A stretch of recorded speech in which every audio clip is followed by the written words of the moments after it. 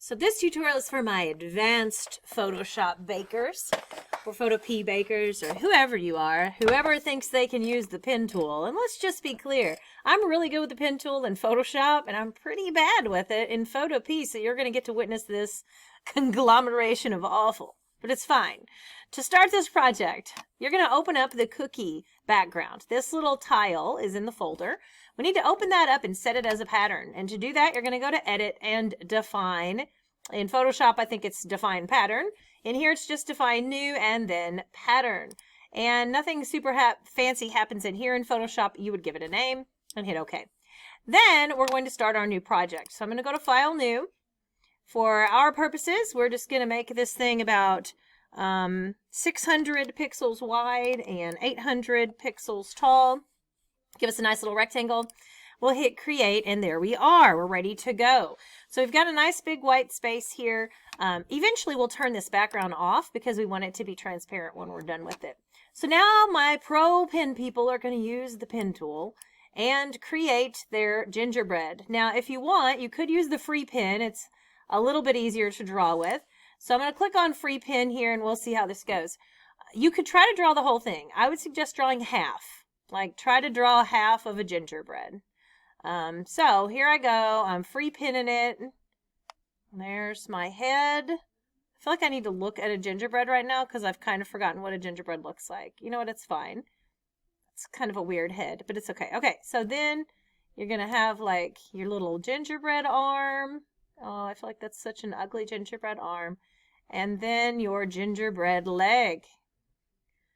My gingerbread is going to be something. Oh my gosh, my gingerbread leg's going to be so long. Okay. That's good. I don't know why I have a pattern on here, but it's fine. Okay, so next, once you've done that, clearly I'm going to have to rotate this when I'm done. We're going to copy this. So we're just going to duplicate it. Hold down the Alt key and drag. That makes a copy. And then let's go to Edit, Transform, and Flip Horizontally, which is going to flip it.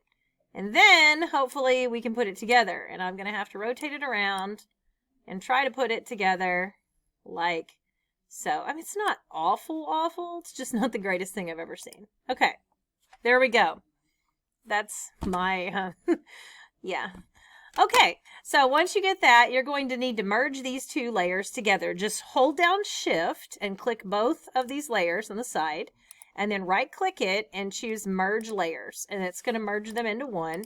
Now, right now, I don't know what's going on here with all this shape. Doesn't really matter. I'm going to go ahead and hold Shift and resize it a little bit. And then rotate it around so that it's somewhat standing up. All right, so this has a pattern on it. You can see here, if I go to Properties, we've got a pattern.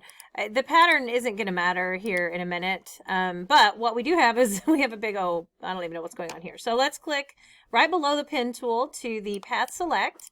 And I'm just going to click on this path, and then where it says Path 1, I'm going to say Unite, and then come over here and Unite. There we go. Now they're all together as one path. So we're just going to use that to unite those.